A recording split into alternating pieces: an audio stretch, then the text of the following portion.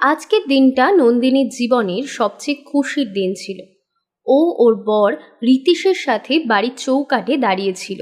গৃহপ্রবেশের আচার পালন করা হচ্ছিল। সবিতা নন্দিনীকে বরণ করে ঘরে তুলছিল। প্রথমেশ অর্থাৎ নন্দিনীর শ্বশুর তার বড় ছেলে মনীষ আর বড় বৌমা মাধুরীর সাথে পিছনে দাঁড়িয়েছিল। গৃহপ্রবেশের পর নন্দিনী বিছানায় গিয়ে বসে পড়ে। এরপর রীতিশও ওর পাশে গিয়ে বসে। মাধুরী সকালে ঘুম থেকে ওঠার পর তার মাথা ভীষণ গরম হয়ে যায়।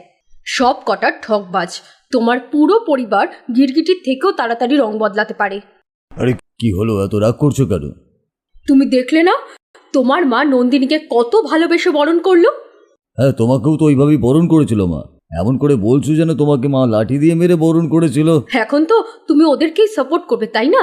শ্বশুর শাশুড়ি তো দূরের কথা, আমার তো বড়ই দুমুখো সাপ। তোমার যা ভাবার তুমি ভাবো,